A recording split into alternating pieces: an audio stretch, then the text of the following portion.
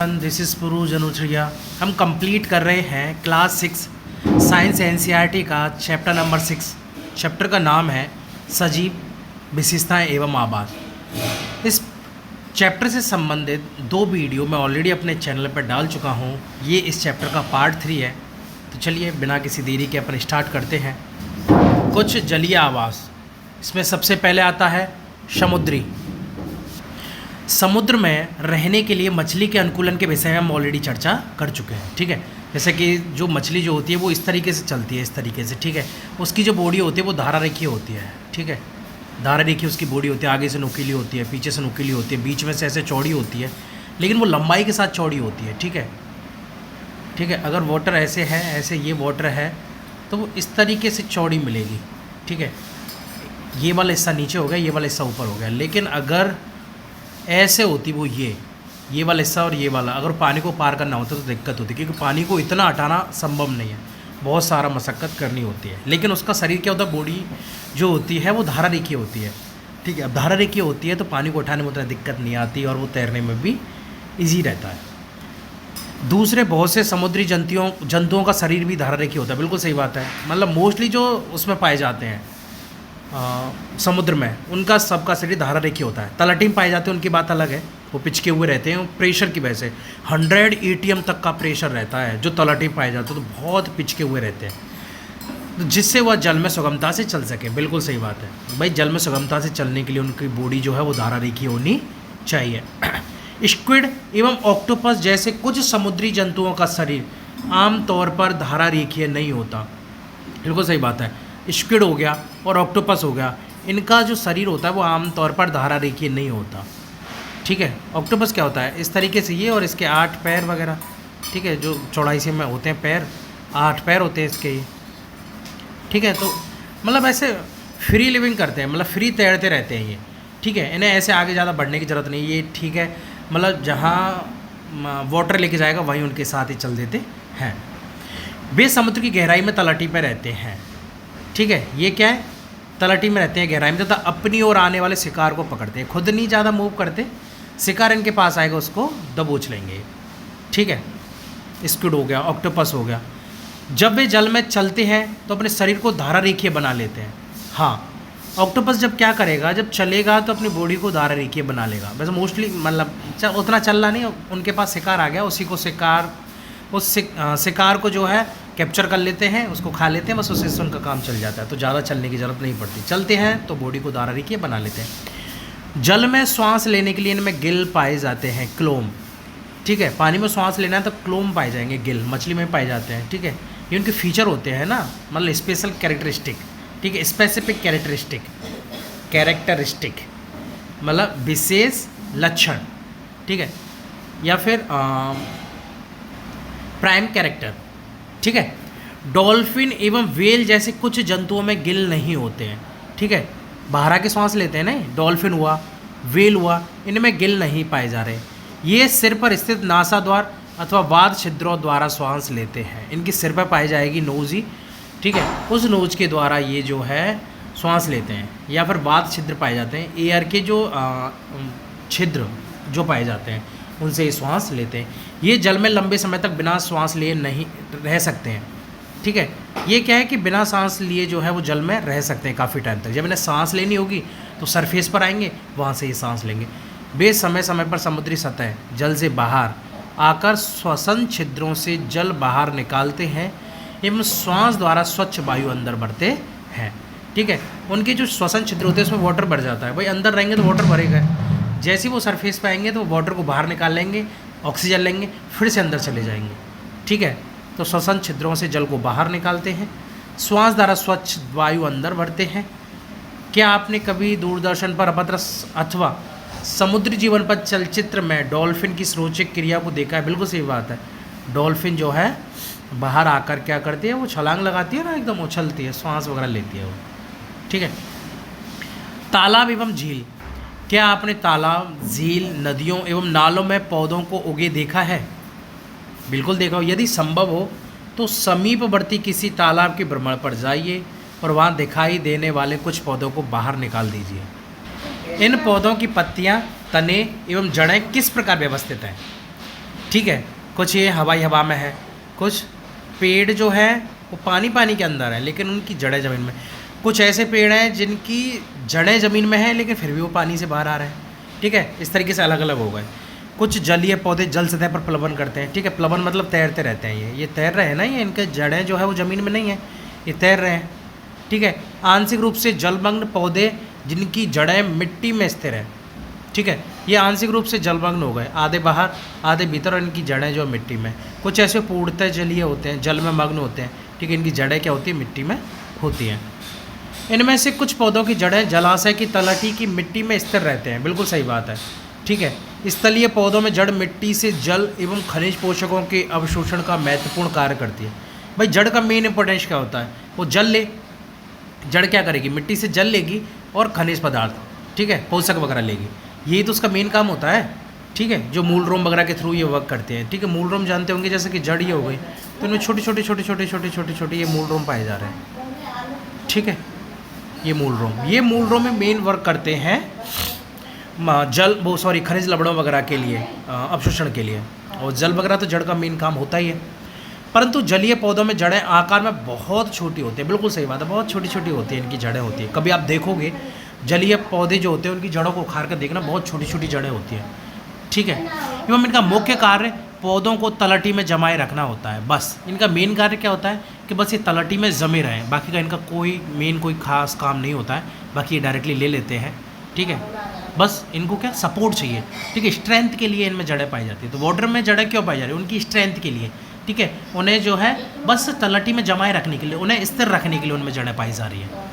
इन पौधों का तना जो होता है वो लंबा होता है। बिल्कुल सही बात है, तना लंबा होगा, खोखला होगा। बिल्कुल सही बात है, खोखला। जब भी आप जलीय पौधे को खाओगे तो उसका तना खोखला मिलेगा आपको, हल्का होता है। ठीक है, और बहुत हल्का होता है। तना जल की सतह तक वृद्धि करता है। बिल्कुल सही बात है, जल की सतह तक वृद्धि करता है, जबकि पत्तियां एवं फूल जल की सतह पर प्लवन करते हैं। तो इनमें होगा क्या कि इसमें होगा क्या, तना जो होगा वो जल की सतह तक आएगा। जैसे वाटर सरफेस ही हुआ तो यहाँ तक तना आ जाएगा। ठीक है, उसके बाद पत्तियां और जो फूल आएंगे उसकी जल की सतह पर प्लावन करती हैं, ऊपर पाई जाएंगी। ठीक है, उसमें। ठीक है, जैसे इस डायग्राम में दिखा भी रखा है कि यहाँ तक तने ने ग्रोथ की। ग्रोथ के बाद क्या हो, यहाँ पे क्या है, ये फूल पत्ती वगैरह, ये जो है वो यहाँ पे फूल वगैरह आ गए। ठीक है, पत्तियाँ वगैरह भी ऊपर प्लावन करती है। इन पौधों का हाँ ये हो गया। कुछ जलीय पौधे जल में पूर्ण रूप में डूबे रहते हैं। बिल्कुल, ये छोटा सा दिखाया अपन ने, ये पूरी तरह से डूबा हुआ है। ठीक है, कुछ पौधे जो होते हैं वो जल में पूर्ण रूप में डूबे रहते हैं। 3 तरह के होते हैं। एक जो होते हैं वो तलहटी पे छिपे नहीं रहते, सिर्फ प्लावन करते रहते हैं। उनकी जड़ें जो पानी के अंदर रहती है, बाकी के से ऊपर रहता है, लेकिन वो क्या करते हैं, तैरते रहते हैं। ये जड़ अंदर, बाकी का से ऊपर हो गया, लेकिन तैरते रहते हैं, तलहटी में नहीं जमे होते। फिर एक कौन सा, तलहटी में 2 जमने वाले हो गए। एक तलहटी में ये है जो पूरा जलमग्न है, एक तलहटी वो है जो आंशिक जलमग्न है। ठीक है, ऐसे पौधों के सभी भाग जल में वृद्धि करते हैं। बिल्कुल सही बात है, सारी ग्रोथ जो होगी वो वाटर के अंदर ही होगी। इनमें से कुछ पौधों की पत्तियां सक्रिय एवं पतले रेवन की तरह होती हैं, जिससे कि क्या है कि ईजिली पानी में जो है वो फ्लोट कर सकें, ईजिली पानी के साथ इधर उधर जा सकें वो। ठीक है, तो जलमग्न जो होंगे उनकी पत्तियां क्या होंगी, सक्रिय होंगी, पतले रिबन की तरह होंगी। पतले रिबन की ये बहते जल में सरलता से मुड़ जाती है। बिल्कुल, अगर भाई कठोर होंगी तो क्या टूट टाट जाएंगे, लेकिन सरलता से ईजिली वाटर के साथ मुड़ जाती हैं। ठीक है, तो ये क्या आसानी से उसमें सर्वाइव कर पाती है। कुछ अन्य जलमग्न पौधों में पत्तियां बहुत अधिक विभाजित होती हैं। ठीक है, कुछ ऐसे जलमग्न पौधे होते हैं जिनमें पत्तियां बहुत अधिक विभाजित होती हैं, जिससे क्या है कि उनके वाटर जो उनके बीच बीच में होके भी निकल जाए। जैसे कि एक बड़ा पत्ती ली, बरगद वगैरह की पत्ती ली या फिर केले की पत्ती ली, वो बहुत बड़ी होती है, तो वो क्या है कि वाटर को आर पार नहीं होने देगी। लेकिन जब पत्तियाँ छोटे छोटे छोटे छोटे भागों में डिवाइड होंगी तो उनके बीच में भी होके वाटर जो है वो निकल जाएगा।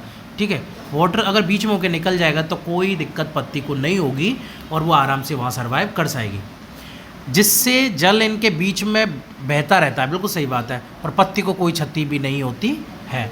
ठीक है, मेंढक आम तौर पर तालाब में पाए जाने वाला एक जंतु है। हाँ, मेंढक सबने देखा भी होगा, मेंढक जो है वो तालाब में आमतौर पर पाया जाता है। यह तालाब के जल एवं स्थल दोनों पर रह सकता है। ठीक है, मेंढक जो होता है वो उसमें क्या बोलते हैं, एम्फीबियंस जो होते हैं उसमें आता है। एम्फीबियंस का इन द सेंस होता है कि ये वाटर में भी रह सकते हैं और ये स्थल पर भी रह सकते हैं, ये दोनों जगह सर्वाइव कर सकते हैं, इन्हें कोई दिक्कत नहीं होगी। लेकिन मछली जो है वो ओनली वाटर में ही रहेगी, वो बाहर सर्वाइव नहीं कर सकती, वरना उसकी डेथ हो जाएगी। ठीक है, तो वो जो है मेंढक दोनों जगह सर्वाइव आराम से कर सकता है, उसे कोई भी दिक्कत नहीं होगी। ठीक है, ये एम्फीबियंस में आते हैं ये। ठीक है, हिंदी में मुझे एक्चुअली याद नहीं आ रहा भी एम्फीबियंस को क्या बोला जाता है, तो ये एम्फीबियंस में आते हैं। इसके पश्चपाद लंबे एवं मजबूत होते हैं, पीछे वाले पैर जो होते हैं इसी के थ्रू तो छलांग लगाता है वो, तो इसके पश्चपाद जो होते हैं वो लंबे होते हैं और मजबूत होते हैं, जो उन्हें छलांग लगाने एवं शिकार पकड़ने में सहायता करते हैं। ठीक है, पैर काफ़ी लंबे होते हैं तो वो ईजिली छलांग लगा देता है, एकदम प्रेशर मारता है और आगे जो है छलांग लगा के चला जाता है, तो इससे उसे शिकार पकड़ने में आसानी होती है, उसे छलांग लगाने में आसानी होती है। इनके पश्चपाद में जाल युक्त पाद उंगलियाँ होती हैं जो पानी में तैरने में सहायक होती है। इनके जो पीछे के पैर होते हैं उनमें जाल युक्त पाद उंगलियाँ होती हैं जिससे कि ये वाटर में आराम से तैर सकें। ठीक है, अगर ऐसा नहीं होगा तो वो तैरने में इन्हें दिक्कत होगी। तो जाल युक्त पाद उंगलियाँ हैं जिससे क्या है कि वो प्रेशर बनाती हैं, उत्प्लावन बल क्रिएट करती है। ठीक है, और उत्प्लावन बल क्रिएट करेंगे तो जिससे क्या है कि हाथ जो है उसके पीछे वाले जो पैर जो है, हाथ नहीं सॉरी पीछे वाले जो पैर हैं वो तैरेंगे आराम से। ठीक है, तो वो फ्रॉग जो होता है वो भी ईजिली तैरता रहता है। हमने केवल कुछ ही जंतुओं एवं पौधों की चर्चा की है, जबकि विभिन्न आवास में रहने वाले जीवों की संख्या बहुत अधिक है। ठीक है, हमने कुछ एक लिए हैं, बाकी के ऐसा नहीं है कि जल में सिर्फ यही रहते हैं 2-4, नहीं बहुत सारे रहते हैं, बहुत तरीके के पेड़ पौधे पाए जाते हैं, बहुत तरीके से जीव जंतु पाए जाते हैं। ठीक है, फाइटोप्लैंक्टन, जूप्लैंक्टन, ये सबसे निचले स्तर के होते हैं। फिर उसके बाद जो है इनके एवोल्यूशन के थ्रू काफ़ी बड़े बड़े और जटिल एनिमल्स, जटिल प्लांट्स पाए जाते हैं। ठीक है, कॉम्प्लेक्स एनिमल्स एंड प्लांट्स। अध्याय 4 में सुझाए क्रियाकलाप के अंतर्गत जब आप पत्तियों की एल्बम तैयार कर चुके होंगे तब तक आप पौधों की अनेक प्रजातियों के बारे में जानकारी कर चुके होंगे। ठीक है, पौधे जो है वो कई प्रकार के पाए जाते हैं। कल्पना कीजिए कि यदि हम पृथ्वी के सभी क्षेत्रों में उपलब्ध पौधों की पत्तियों का एल्बम तैयार करें तो उनमें कितनी विविधता होगी, इसकी कोई तुलना नहीं की जा सकती, इतनी विविधता होगी उसमें। ठीक है, अभी अपन देखते हैं हमारे आसपास की जीव 6.4। हमने विभिन्न आवास क्षेत्रों की यात्रा की तथा अनेक पौधों एवं जंतुओं की चर्चा भी की। क्रियाकलाप 1 में हमने विभिन्न परिवेश में पाए जाने वाले वस्तुओं, पौधों एवं जंतुओं की सूची बनाई। कल्पना कीजिए कि यदि हम जानना चाहें कि हमारी सूची में सजीव के कौन से उदाहरण हैं, तो आइए वन में पाई जाने वाली वस्तुओं के विषय में सोचें। वन में क्या पाए जाते हैं सजीव? वृक्ष, आरोही लता, बिसर्पी लता। ठीक है, ऊपर चढ़ने वाले बिसर्पी वाली हो गई, छोटे बड़े जंतु हो गए, पक्षी, सर्प, कीट, चट्टान, पत्थर, मिट्टी। ये जीव में नहीं है एक्चुअली, ये निर्जीव हो गए। मिट्टी, जल, अजैविक घटक जो होते हैं, वायु, सूखी पत्तियाँ, मृत जंतु, छत्रक एवं काई, मौस वन में पाई जाने वाली विभिन्न वस्तुओं के कुछ उदाहरण हैं। इनमें से कौन सा जीव है? ठीक है, तो स्टार्टिंग में जो थे वो सारे सजीव थे। वृक्ष हो गई, आरोही लता, बिसर्पी लता, छोटे बड़े जंतु, पक्षी, सर्प, कीट, ये सारे जो है, छत्रक एवं काई। ठीक है, ये सारे जो हैं वो सारे सजीव हो गए। तो अपने चारों ओर पाई जाने वाले विभिन्न वस्तुओं के विषय में सोचिए तथा उन्हें निर्जीव एवं सजीव समूहों में बांटिए। कुछ प्रकरणों में हमारे लिए ये आसान होगा। उदाहरणतः हमारे घर की कुर्सी अथवा मेज़ जैसी वस्तुएं सजीव नहीं है, बिल्कुल सही बात है। घर में कुर्सी हो गई, मेज़ हो गई, ये घर में एक्सेट्रा हज़ारों चीज़ें, लाखों चीज़ें होती हैं जो कि सजीव नहीं है। ठीक है, वॉल हो गई, टीवी हो गई, बोर्ड हो गया, एक्सेट्रा। ठीक है, किचन में जो मोस्टली किचन में जो सारे सामान है वो सारे हो गए, सारे के सारे निर्जीव है वो। ठीक है, पहली एडवर्ड लियर द्वारा रचित कंप्लीट नॉनसेंस का यह छंद पढ़ रही थी। मेज़ ने कुर्सी से कहा, तुम्हें पता नहीं है मैं गर्मी में कितनी तपी हूँ एवं अपने पैरों की बीमारी से यदि हम थोड़ा टहल पाते, हम थोड़ा बोल पाते, प्रार्थना करो हम वायु ले सकें। मेज़ ने कुर्सी से कहा, कुर्सी ने मेज़ से कहा, अब तुम जानती हो कभी हम समर्थ नहीं हैं। तुम कैसी मूर्खतापूर्ण बातें करती हो जबकि तुम जानती हो हम चल नहीं सकते। मेज़ ने ठंडी सांस भरते हुए कहा, कोशिश करने में क्या हर्ज है, मेरे पास भी उतने ही पैर हैं जितने तुम्हारे, हम 2 पैरों पर क्यों नहीं चल सकते। पहेली और बूझों को कविता बहुत मज़ेदार लगी क्योंकि वे जानते थे कि मेज़ और कुर्सी सजीव नहीं है, अतः ये ना चल सकते हैं और ना ही बोल सकते हैं। हम जानते हैं कि कुर्सी, मेज़, पत्थर अथवा एक सिक्का एक सजीव नहीं है। इसी प्रकार हम जानते हैं कि हम जीवित हैं और हमारी तरह संसार के सभी मनुष्य एवं कुत्ता, बिल्ली, बंदर, गिलहरी, कीट जैसे जंतु सभी सजीव हैं। भाई सजीव का क्या होगा? मेटाबॉलिज्म कर सके, वो सजीव है। श्वसन ले सके, श्वसन कर सके, वो सजीव है, ठीक है। उनमें लंबाई चौड़ाई में वृद्धि हो सके, आंतरिक वृद्धि, बाहरी वृद्धि, ठीक है, वो सजीव है। और ऐसे हज़ारों पैरामीटर्स होते हैं जिनसे कि हम सजीव और निर्जीव को डिफरेंस कर सकते हैं, ठीक है। हमें कैसे पता चलता है कि कोई वस्तु सजीव है? कभी कभी यह निर्णय करना इतना आसान नहीं होता। हम कहते हैं कि पौधे सजीव हैं, परंतु वे कुत्ते अथवा कबूतर की भांति चल नहीं सकते। दूसरी ओर एक कार अथवा बस चल सकती है, फिर भी हम उन्हें निर्जीव कहते हैं। पौधे एवं जंतु समय के साथ वृद्धि करते हैं, परंतु कई बार ऐसा भी प्रतीत होता है जैसे कि आकाश में बादल अपने आकार में वृद्धि कर रहे हों। तो क्या इसका अर्थ है कि बादल सजीव है? नहीं। तो आखिरकार हम निर्जीव एवं सजीव में अंतर किस प्रकार करेंगे? क्या सजीवों में कुछ विशेष लक्षण होते हैं जो उन्हें निर्जीव पदार्थों से अलग करते हैं? ठीक है, तो इसके बारे में अपन डिस्कस करते हैं। आप स्वयं सजीवों का एक बहुत अच्छा उदाहरण है। आप में से कौन से विशेष लक्षण हैं जो आपको निर्जीव वस्तुओं से अलग करते हैं? अपनी नोटबुक में ऐसे कुछ लक्षणों के नाम लिखिए, ठीक है। ये सब हो गया। संभवतः इनमें से कुछ लक्षण सभी सजीव वस्तुओं में एक समान होंगे। क्या सभी सजीवों को भोजन की आवश्यकता पड़ती है? बिल्कुल हाँ। एनर्जी जो है वो भोजन के थ्रू लेंगे। तो अध्याय 1 में हमने यह जाना कि सभी जीवों को भोजन की आवश्यकता होती है। बिल्कुल सही बात है। ऑल लिविंग एनिमल्स या लिविंग और ऑर्गेनिज्म नीड्स फूड, ठीक है। All the living organism need food. सभी सजीवों को भोजन की आवश्यकता होती है। भोजन हमारे लिए एवं विभिन्न जंतुओं के लिए नितांत आवश्यक है। बिल्कुल एसेंशियल है, बिल्कुल बहुत ज़्यादा एसेंशियल है, कंपलसरी है। हमने यह भी सीखा कि पौधे प्रकाश संश्लेषण के द्वारा अपना भोजन स्वयं बनाते हैं। बिल्कुल सही बात है भाई, पौधे अपना भोजन स्वयं बना रहे तभी तो हम खा पा रहे हैं। अगर पौधे भोजन नहीं बनाए तो हम क्या खाएंगे, ठीक है। तो पौधे जो है वो प्रकाश संश्लेषण, फोटोसिंथेसिस की एक प्रोसेस होती है, उसके थ्रू अपना भोजन जो है वो स्वयं बनाते हैं। जंतु भोजन के लिए पौधों एवं अन्य जंतुओं पर निर्भर रहते हैं। बिल्कुल सही बात है। जंतु जो है वो स्वयं भोजन नहीं बना सकते, ठीक है। They can not synthesize food, ठीक है। तो अगर वो स्वयं भोजन नहीं बना सकते तो वो क्या करेंगे? वो डिपेंड रहेंगे या तो दूसरे एनिमल्स पर या फिर पौधों पर। भोजन सजीवों को उनकी वृद्धि के लिए आवश्यक है, आवश्यक ऊर्जा प्रदान करता है, ठीक है। काम करने के लिए आवश्यक ऊर्जा प्रदान करता है, वृद्धि करने के लिए आवश्यक ऊर्जा प्रदान करता है। बहुत सारी चीज़ें होती हैं जिनके लिए जो है भोजन वृद्धि ऊर्जा प्रदान करता है। सजीवों को उनके अंदर होने वाले अन्य जैव प्रक्रमों के लिए भी ऊर्जा की आवश्यकता होती है। बिल्कुल सही बात है, ठीक है। ऐसे बहुत सारे प्रक्रम होते हैं, बायोलॉजिकल प्रोसेसेस होती हैं जिसमें ऊर्जा की आवश्यकता होती है, और ये ऊर्जा जो है हमें भोजन के थ्रू प्रदान होती है या प्राप्त होती है। क्या सभी जीवों में वृद्धि परिलक्षित होती है? बिल्कुल। क्या 4 वर्ष पुराना कुर्ता आपको अभी भी ठीक आता है? हो सकता है आता, हो सकता नहीं आता, इसका तो कोई जवाब नहीं दिया जा सकता। इसे आप अब और नहीं पहन सकते, ठीक है। हम इसी की तरह से लेते हैं, जैसे कि अभी आप मोटे हो गए तो 4 साल पुराने कुर्ते को आप नहीं पहन सकते। क्या ऐसा नहीं है? बिल्कुल है। इन वर्षों में आप लंबे हो गए हो, अच्छा छोटे की बात हो रही है ये, इन वर्षों में आप लंबे हो गए हो, ठीक है।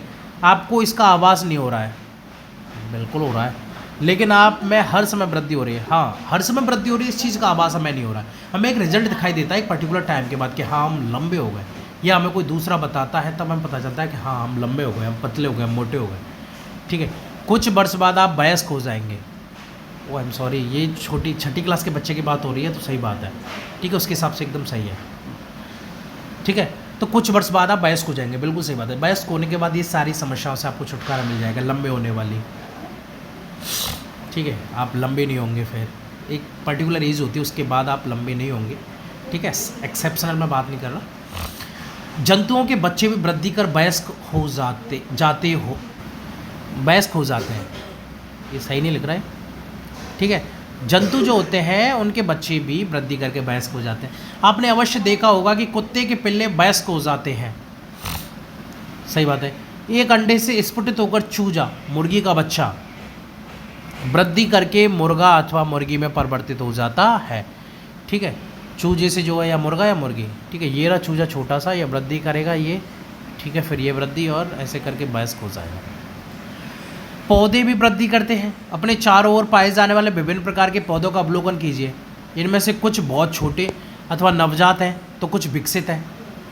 ये सभी वृद्धि की विभिन्न स्थितियों में हो सकते हैं। कुछ दिनों और कुछ सप्ताह बाद पौधों को देखिए, आप देखेंगे कि इनकी लंबाई में वृद्धि हुई। वृद्धि सभी सजीवों में होती है। क्या आप सोचते हैं कि निर्जीव वस्तु वृद्धि प्रदर्शित नहीं कर सकते? भाई क्यों नहीं कर सकते?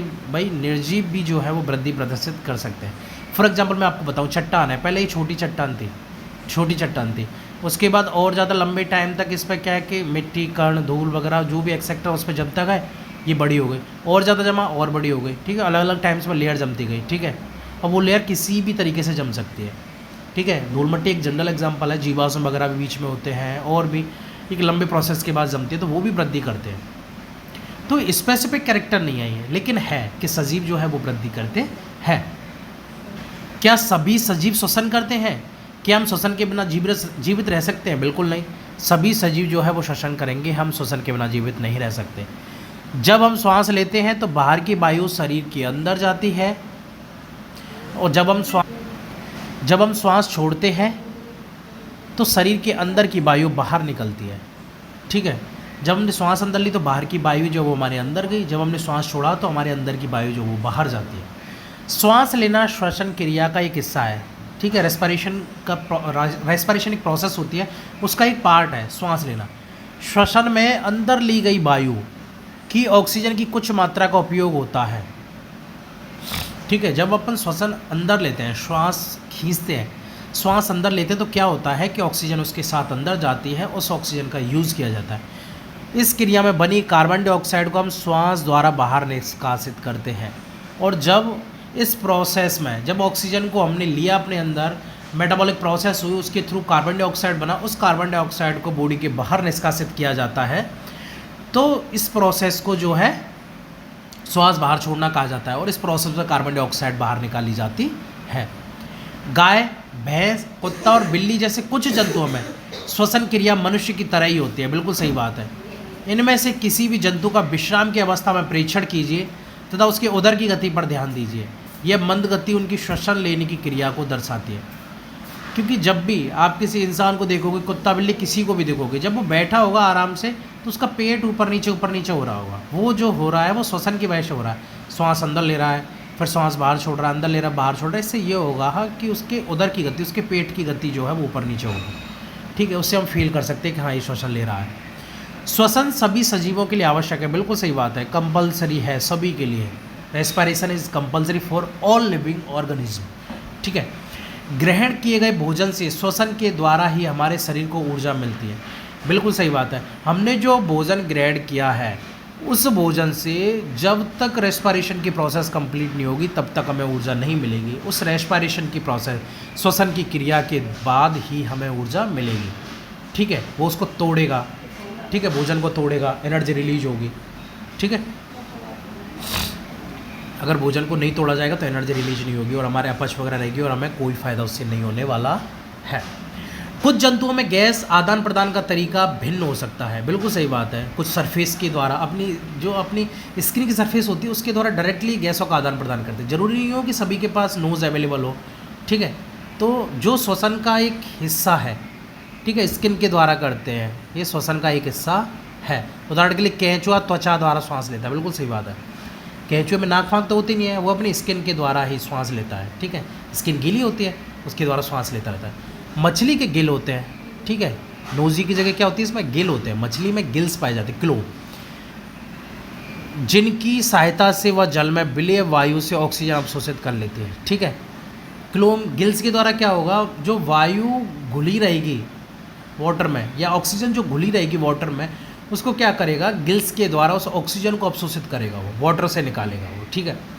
क्या पौधे भी श्वसन करते हैं? बिल्कुल सही बात है। पौधे भी श्वसन क्रिया में ऑक्सीजन ही लेते हैं और CO2 बाहर निकालते हैं। सेम प्रोसेस होता है ह्यूमन की तरह। अब ये मत सोचना कि वो ऑक्सीजन दे रहे हैं और कार्बन डाइऑक्साइड ले रहे हैं ना। जब वो रेस्पिरेशन करेंगे तो वो ऑक्सीजन अंदर लेंगे और कार्बन डाइऑक्साइड बाहर निकालेंगे। सेम प्रोसेस है ह्यूमन की तरह, ओके। इस बात को ध्यान रखना, ये कोई एक्सेप्शनल नहीं है, ये सभी में सेम है। जब वो श्वास लेंगे तो ऑक्सीजन लेंगे, श्वास बाहर निकालेंगे तो कार्बन डाइऑक्साइड बाहर निकालेंगे, चाहे वो पौधा हो, चाहे वो जंतु हो, चाहे कोई भी हो, ठीक है। वो प्रोसेस अलग होती है फोटोसिंथेसिस की। वो प्रोसेस है भोजन बनाने वाली, जिसमें वो कार्बन डाइऑक्साइड को ले रहा है, ऑक्सीजन रिलीज कर रहा है और भोजन बना रहा है। वो फोटोसिंथेसिस की प्रोसेस है, उसका श्वसन से कोई संबंध नहीं है। ठीक है। पौधों की श्वसन क्रिया में गैसों का आदान प्रदान मुख्यतः उनकी पत्तियों द्वारा होता है। बिल्कुल, रंध्र पाए जाते हैं उनमें, तो उन रंध्रों के द्वारा गैसों का आदान प्रदान होता है। पत्तियां सूक्ष्म रंध्रों द्वारा वायु को अंदर लेती हैं तथा ऑक्सीजन को उपयोग करती हैं। ठीक है, ऑक्सीजन को उन्होंने अंदर लिया, उसका उपयोग किया, वह कार्बन डाइऑक्साइड वायु में निष्कासित कर देती है। ठीक है, उन्होंने क्या किया, ऑक्सीजन लिया अपने अंदर, ठीक है, और CO2 क्या किया, उन्होंने बाहर किया। ठीक है, सेम प्रोसेस है ह्यूमन की तरह। और ये करेंगे कैसी, पत्तियों में जो रंध्र पाए जाते हैं उनके थ्रू करते हैं। ठीक है, सूक्ष्म रंध्र पाए जा रहे हैं। हम जानते हैं कि प्रकाश की उपस्थिति में पौधे वायु की कार्बन डाइऑक्साइड का उपयोग भोजन बनाने के लिए करते हैं। बिल्कुल सही बात है। हम जानते हैं कि प्रकाश की उपस्थिति में पौधे वायु की कार्बन डाइऑक्साइड का उपयोग भोजन बनाने के लिए करते हैं। ठीक है, भोजन के लिए किसका उपयोग कर रहे हैं हम, कार्बन डाइऑक्साइड का। कार्बन डाइऑक्साइड उनको कहाँ से मिलेगी, उनको मिलेगी इन्वायरमेंट से। ठीक है, इन्वायरमेंट से वो लेंगे कार्बन डाइऑक्साइड, प्रकाश की उपस्थिति में वो भोजन बनाएंगे, अपना ऑक्सीजन रिलीज़ करेंगे। ठीक है, उस ऑक्सीजन रिलीज़ की वजह से ही हमें जो ऑक्सीजन मिल रही है अपने इन्वायरमेंट में, वो प्रकाश संश्लेषण की एक प्रोसेस है, उसके थ्रू ही मिल रही है। अगर फोटोसिंथेसिस की प्रोसेस बंद हो जाए तो हमें ऑक्सीजन मिलना बंद हो जाएगा, क्योंकि ऑक्सीजन रहेगा ही नहीं। सभी ऑक्सीजन को यूज़ करते जाएंगे, कार्बन डाइऑक्साइड छोड़ते जाएंगे, ऑक्सीजन और बनेगी नहीं। अब बनेगी नहीं तो जाहिर सी बात, हम कहाँ से लेंगे उसे। ठीक है, तो कार्बन डाइऑक्साइड का उपयोग करते हैं भोजन बनाने के लिए तथा ऑक्सीजन छोड़ते हैं। तो उन्होंने क्या बनाया, भोजन बनाया और ऑक्सीजन। श्वसन क्रिया दिन और रात दोनों में ही निरंतर चलती रहती है। बिल्कुल सही बात है भाई, श्वसन नहीं होगा तो उनकी सारी क्रियाएं ठप हो जाएंगी, मेटाबॉलिक जितनी भी रिएक्शन है वो सारी बंद हो जाएंगी। लेकिन श्वसन जो है वो कंपलसरी है, चाहे वो दिन हो रात हो, कहीं कभी भी हो। भोजन बनाने की प्रक्रिया में निष्कासित ऑक्सीजन की मात्रा पौधे द्वारा श्वसन में उपयोग की गई ऑक्सीजन की अपेक्षा बहुत अधिक होती है। ये बेसिकली कहना चाह रहा है कि पौधे जब श्वसन लेते हैं तो ऑक्सीजन का उपयोग करते हैं। ठीक है, उसमें जो ऑक्सीजन यूज़ की उसकी मात्रा बहुत ना के बराबर होती है, लेकिन जब वो प्रकाश संश्लेषण के द्वारा ऑक्सीजन का निर्माण करते हैं उसकी मात्रा बहुत ज़्यादा होती है। ठीक है, उन्होंने यूज़ किया इतना, बनाया कितना, इतना। ठीक है, ऑक्सीजन को यूज़ किया इतना और ऑक्सीजन को बनाया कितना, इतना। तो यूज़ जो करेंगे वो श्वसन के द्वारा वो ना के बराबर करेंगे, लेकिन जब वो ऑक्सीजन को छोड़ते हैं फोटोसिंथेसिस की प्रोसेस के द्वारा तो बहुत हाई अमाउंट में छोड़ते हैं, बहुत ज़्यादा अमाउंट होती है वो। ठीक है, अगला देखते हैं, क्या सभी सजीव उद्दीपन के प्रति अनुक्रिया करते हैं। बिल्कुल।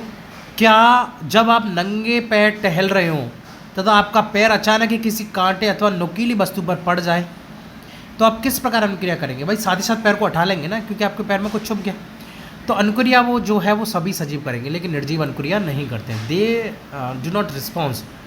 ठीक है, तो जैसे हमारे पैर में कोई भी कील वगैरह चुभी, कांटा चुभा, कुछ भी चुभा, तो हमने साथ ही साथ रिस्पॉन्स किया, अपने पैर को वहाँ से हटा लिया।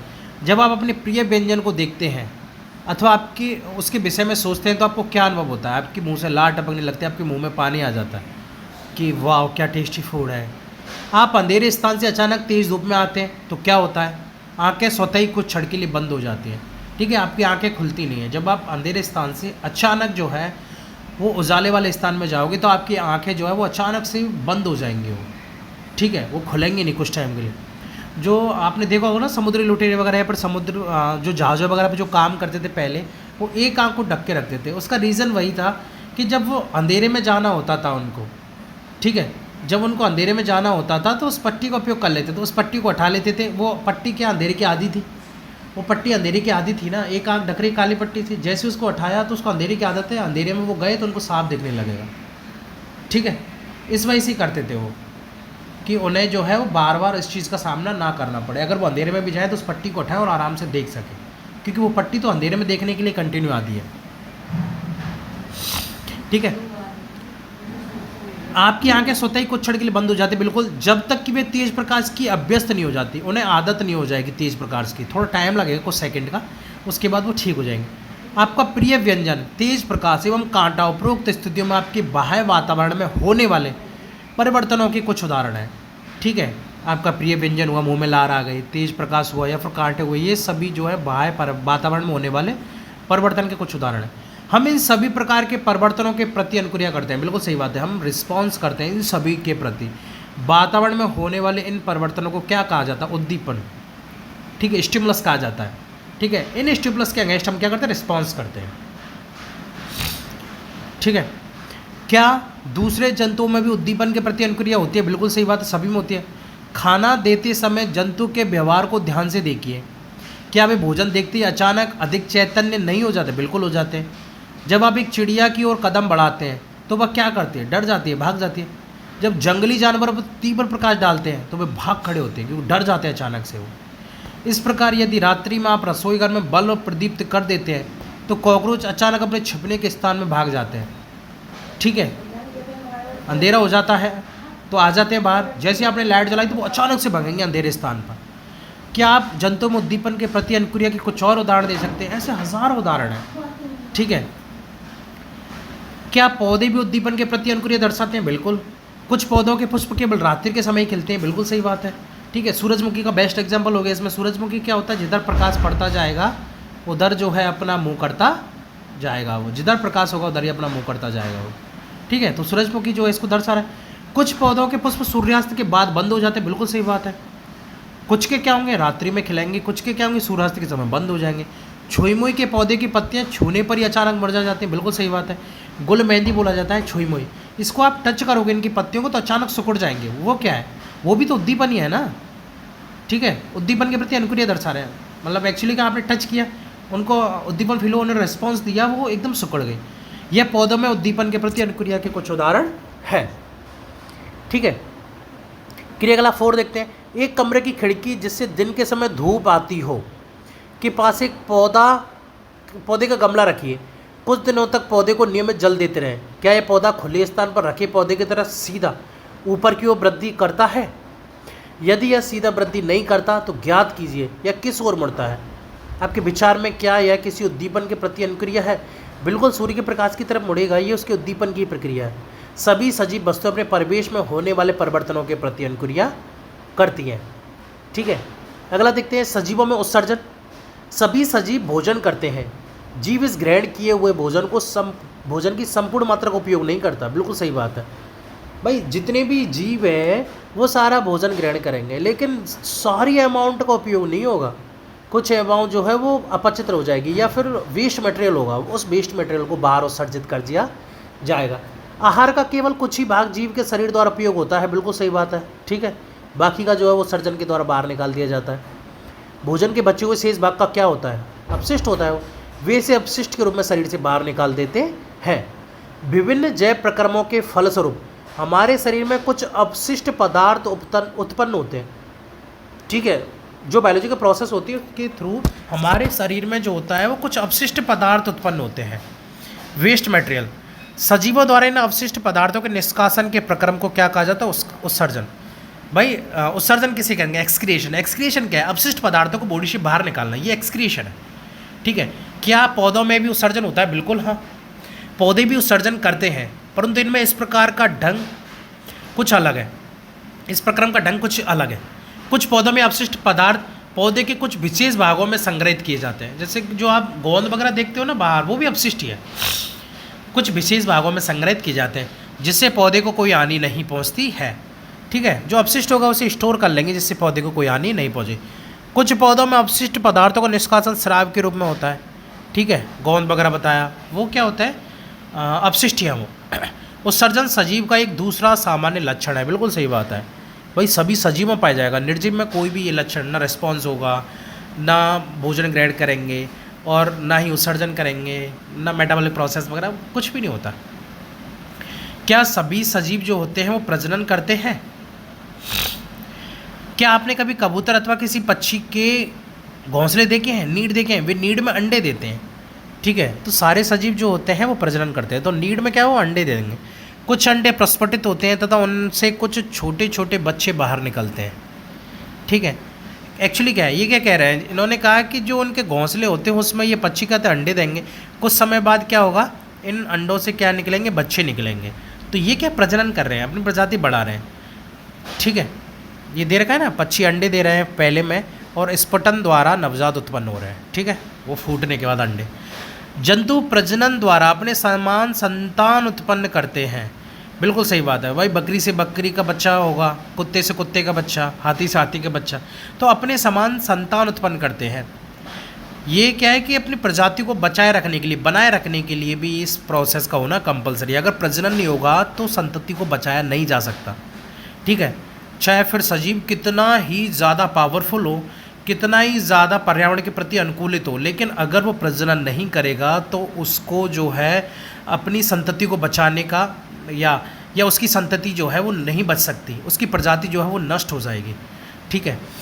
भिन्न जंतुओं में प्रजनन का ढंग अलग अलग होता है। कुछ जंतु अंडे देते हैं, बिल्कुल सही बात है, जिन्हें ओविपेरस कहा जाता है, अंड प्रजक, जिनसे शिशु निकलते हैं, बिल्कुल सही बात है। कुछ जंतु शिशु को जन्म देते हैं सीधे, जिन्हें विविपेरस बोला जाता है, ठीक है, जंतु प्रजक। पौधे भी प्रजनन करते हैं, बिल्कुल सही बात है, ठीक है, पौधे भी प्रजनन करते हैं। जंतुओं की तरह पौधों में भी प्रजनन के तरीके भिन्न भिन्न है, बिल्कुल सही बात है, बीज वगैरह के थ्रू, है ना, कलम वगैरह के थ्रू, अलग अलग जिस तरीके से करना है। बहुत से पौधे बीजों द्वारा प्रजनन करते हैं, बिल्कुल सही बात है, बीज अंकुरित होकर पौधे निकलेंगे। हमने बात भी किया था इसके रिगार्डिंग कि अंकुरित दाल वगैरह जो होती है उनसे क्या निकलता है, अंकुर निकलते हैं ना, मतलब उनसे प्रवर्त निकलते हैं। वो प्रवर्त क्या करते हैं, नए जीव का निर्माण करेंगे। पौधे बीज उत्पादित करते हैं, हम उन्हें अंकुरित करके नए पौधे उगा सकते हैं, बिल्कुल सही बात है, ठीक है, अंकुरित करेंगे और नए पौधे उग आएंगे। कुछ पौधे बीज के अतिरिक्त अपने कायिक भागों द्वारा भी नए पौधे उत्पन्न करते हैं, बिल्कुल सही बात है। आलू हो गया, आलू में आइस पाई जाती है, ठीक है, उनमें गड्ढे गड्ढे से पाए जाते हैं, उनसे एक नया आलू बनाया जा सकता है। पत्थर चिट्टा हो गया, उसकी पत्ती को तोड़ करके लगाया जाता है और उससे पत्थर चिट्टा, एक पत्ती से काफ़ी सारे पत्थर चिट्टा के पौधे बन जाते हैं। गन्ने वगैरह हो गए, ठीक है, उसकी क्या है कि छोटे से तने वाले हिस्से को लगाया जाता है। केले वगैरह हो गए, ठीक है, नोड वगैरह हिस्से को लगाया जाता है, जिससे कि नए पौधे का निर्माण हो जाता है।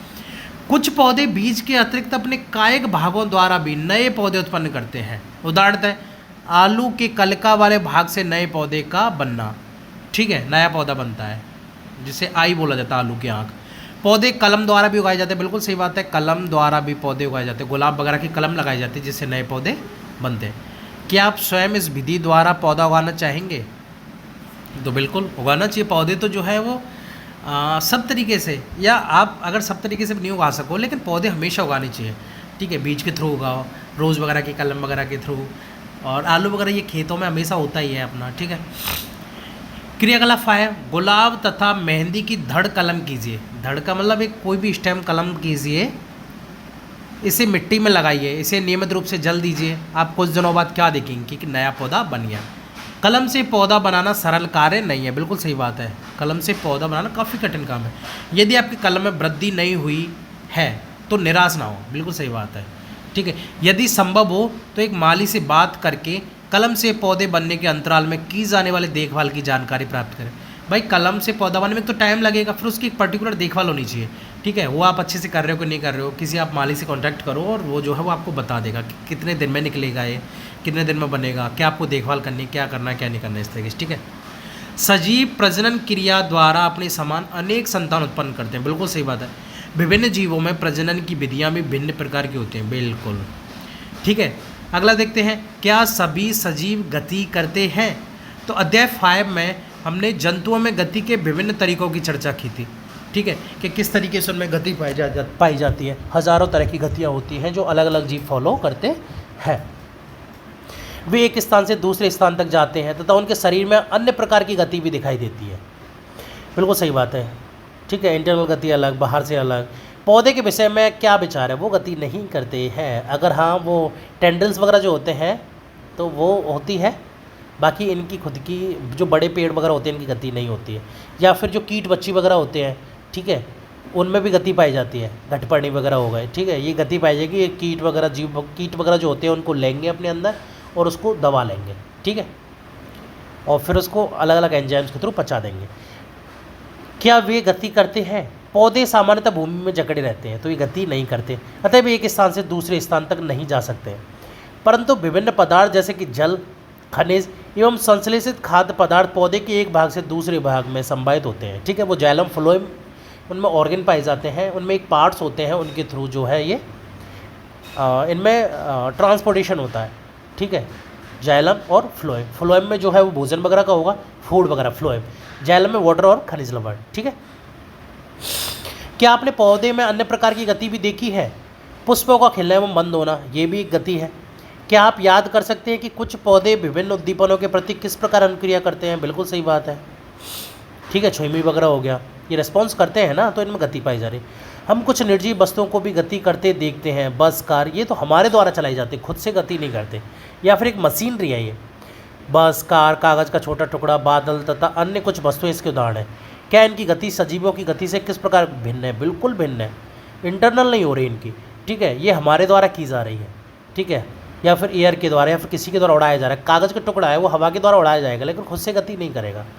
बस, कार ये खुद से नहीं चलेंगे। अगर आप ऑटोमेटिक कार की बात करो तो वो मशीनरी फिट की गई है उस तरीके से, ठीक है, वो भी हम ह्यूमंस के द्वारा मशीनरी फिट की गई है, ठीक है। प्रकृति में विविध प्रकार के जीव हैं, लेकिन उन सभी में कुछ लक्षण एक समान होते हैं, जिसकी हम पहले चर्चा कर चुके हैं। मृत्यु सजीवों के लिए एक सामान्य लक्षण है, बिल्कुल सही बात है। चूँकि जीव की मृत्यु होती है, इसलिए जीवों की प्रजातियाँ हजारों वर्षों तक तभी अस्तित्व में रह सकती हैं जबकि वे प्रजनन कर अपने समान संतति उत्पन्न कर सके। इसके बारे में अपन ने डिस्कस किया था कि अगर किसी संतति, उसको प्रजाति को बने रहना है, अस्तित्व में रहना है, तो उसको प्रजनन करना होगा। अगर वो प्रजनन नहीं करेगी तो उस जीव की मृत्यु हो जाएगी और वो प्रजाति भी खत्म हो जाएगी। तो प्रजनन ही एक सिंगल प्रोसेस है, ठीक है, जिसके थ्रू वो अपनी संतति, अपने प्रजाति को बचाए रख सकता है। एक अकेला जीव प्रजनन किए बिना भी मर सकता है, बिल्कुल, परंतु सजीव की प्रजाति तभी अस्तित्व में रहती है जब उसके सदस्यों में प्रजनन होता है, ठीक है। प्रजनन जो है वो जीव के लिए कोई ज़रूरी नहीं है कि हाँ ठीक है नहीं करेगा तो भी कोई इश्यू नहीं है, लेकिन अगर प्रजाति को कंटिन्यू रखना है तो उसे प्रजनन करना ही होगा, वरना प्रजाति कंटिन्यू नहीं रहेगी। हमने देखा कि सभी सजीव वस्तुओं में कुछ विशिष्ट लक्षण समान रूप से दिखाई देते हैं, बिल्कुल, उन सभी को भोजन की आवश्यकता होती है, उनमें श्वसन, उत्सर्जन, ठीक है, सभी सजीवों में समान लक्षण क्योंकि भोजन जरूरी है, श्वसन है, उत्सर्जन है, उद्दीपन के प्रति अनुक्रिया हो गई, प्रजनन हो गई, गति एवं वृद्धि एवं मृत्यु, ठीक है, ये जो है वो सभी सजीवों में समान पाए जा रहे हैं। क्या हम ऐसी कुछ निर्जीव वस्तुओं को जानते हैं जिनमें लक्षणों में से कुछ लक्षण दिखाई देते हैं? हाँ, काफ़ी सारे लक्षण दिखाई देते हैं जो समान है, ठीक है, उसमें वृद्धि पाई जा रही है, ठीक है, जैसे कार, साइकिल, घड़ी, नदी का जल गति करते हैं, आकाश में चंद्रमा गति करता है, हमारे देखते देखते एक बादल के आकार में वृद्धि हो जाती है। क्या इन वस्तुओं को सजीव कहा जा सकता है? बिल्कुल नहीं, सजीव नहीं कहा जा सकता है इनको, लेकिन ये सजीव के समान जो है वो लक्षण दर्शा रहे हैं। हमें स्वयं से प्रश्न करना होगा कि क्या इनमें सजीवों के अन्य सभी लक्षण पाए जाते हैं? बिल्कुल नहीं पाए जाते। सामान्यतः सजीवों में भी सभी लक्षण पाए जाते हैं जिनकी हमने चर्चा की है, परंतु निर्जीव वस्तुओं में वे सभी लक्षण एक साथ दिखाई नहीं देते हैं। बिल्कुल सही बात है, कुछ लक्षण तो बिल्कुल ही दिखाई नहीं देंगे, लेकिन कुछ लक्षण जो है वो दिखाई देंगे लेकिन एक साथ दिखाई नहीं देंगे। तो निर्जीव में तो होने का मतलब भी नहीं है, लेकिन सजीव में जो है वो मोस्टली सारे लक्षण एक साथ दिखाई देते हैं। कुछ लक्षण जो मेन होते हैं, श्वसन, उत्सर्जन, अनुक्रिया, गति, वृद्धि एक्सेट्रा, ये सारे जो होते हैं, मेटाबॉलिक प्रोसेस वगैरह, ठीक है, मेटाबॉलिक बोले तो उपापचय, ठीक है, उपापचय प्रोसेस जो होती है। क्या ये हमेशा सत्य है? क्या हमें सभी सजीवों में वे सब लक्षण जिनकी हमने चर्चा की हमेशा निश्चित रूप से दिखाई देते हैं? क्या हमें निर्जीवों में भी सभी लक्षण कभी भी एक साथ दिखाई नहीं देते? बिल्कुल सही बात है ना, कभी दिखाई नहीं देते, एक साथ क्या दिखाई भी नहीं देंगे भाई। उत्सर्जन उनमें नहीं होता, ठीक है, एक्सपायरेशन, वो रेस्पिरेशन नहीं होता, एक्सक्रिएशन, उत्सर्जन, ये उनमें नहीं होता है, ठीक है, मेटाबॉलिक प्रोसेस नहीं होती, उनमें रिस्पॉन्स नहीं पाया जाता, ठीक है, उनमें से वो प्रजनन नहीं कर सकते, उनमें से मात्र कुछ लक्षण ही दिखाई देते हैं। बिल्कुल सही बात है। इस विषय को और अच्छी तरह से समझने के लिए आइए किसी बीज के विषय में विचार करें, कुछ विशिष्ट उदाहरण देखें। उदाहरण दें, मूंग के बीज के बारे में क्या होता है? क्या यह जीवित है? ये प्रसुप्त अवस्था में होता है, ना जीवित ना निर्जीव, ठीक है। यह एक दुकान अथवा भंडार में महीनों रखा रहता है, बिल्कुल सही बात है, तथा इसमें कोई वृद्धि नहीं होती, बिल्कुल सही बात है। अथवा जीवन के कुछ अन्य लक्षण भी दिखाई नहीं देते, हाँ, परंतु जब हम इन्हीं बीजों को मिट्टी में बोक कर जल से सींचते हैं तो यह पौधा बन जाता है। क्या महीनों तक दुकान में रखे बीज को भोजन की आवश्यकता थी? अथवा इसमें उत्सर्जन, वृद्धि अथवा प्रजनन हुआ था?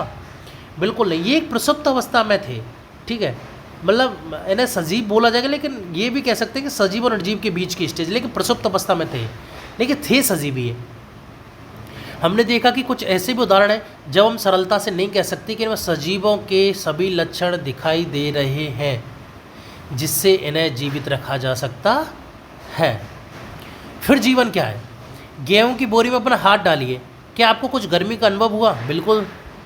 गेहूं की बोरी में कुछ गर्मी उत्पन्न होती है, यह गर्मी बीजों के श्वसन के कारण उत्पन्न हुई।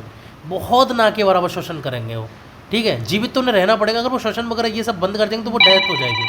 हमने देखा कि बीजों में श्वसन की क्रिया उस समय भी चलती रहती है जबकि अन्य जैव प्रक्रम उतने सक्रिय नहीं होते। बिल्कुल सही बात है। संभवतः हमारे प्रश्न आखिर जीवन है क्या का उत्तर देना इतना सरल नहीं हो सकता, परंतु अपने चारों ओर पाए जाने वाले जीवों की विविधता को देखकर अचानक ही मुंह से निकल जाता है कि जीवन सुंदर है। तो आपका चैप्टर कंप्लीट होता है, ठीक है। अगला चैप्टर अपन अगली वीडियो में करेंगे। फिलहाल के लिए इतना ही। Thank you.